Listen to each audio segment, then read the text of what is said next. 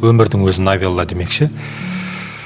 Бір досымыздың үйіне барып қалдық. Кішкентай балдар стакан соғыстырып, напиток ішіп отырды, стакан соғыстырып. Бәрі күліп отыр, о деп. Білесіздер ме, бала көргенін істейді. Егер ата-анасы үйде жаңағы пивоны, арақты, басқаны соғыстырып ішіп отырса, бала соны көріп, кішкентай стакан тауып алып, соны жасайды негізі.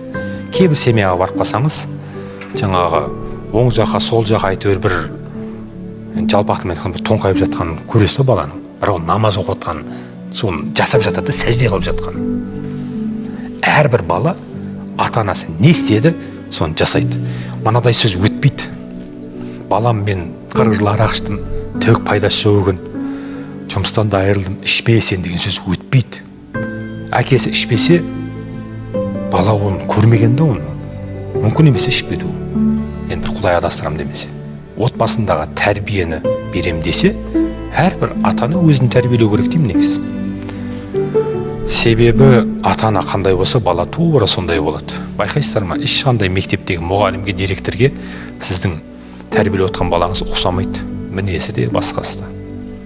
Бәрібір әкесіне тартады, анасына тартады. Сол мінезді бәрі қуалайды. Негізгі мәселе мынау деймін. Ең бірінші, Құдайдың кім екенін өзіңіз білу керексіз, бала шағаңызға үйрету керексіз. Раббысын тану, кім жаратты оны, және білім алу. Өзіңіз кітап оқысаңыз, кітап оқиды. Байқайсыз ба, баласы ұстап болса, яғни әкесі ұстап болса, баласы әйтеуір ұстап болады.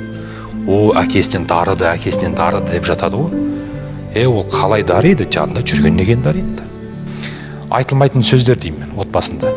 Бала шағаңыздың көзінше ешқандай туысқаныңыз жамандамаңыз.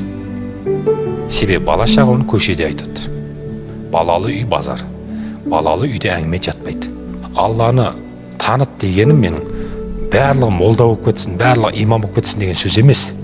Оның жүрегінде иманы болу керек деймін мен. Құдайын тану керек ол. Және ол дәрігер болу керек, инженер болу керек, технолог болу керек ол. Гуманитарлық, техникалық білімді үйрену керек.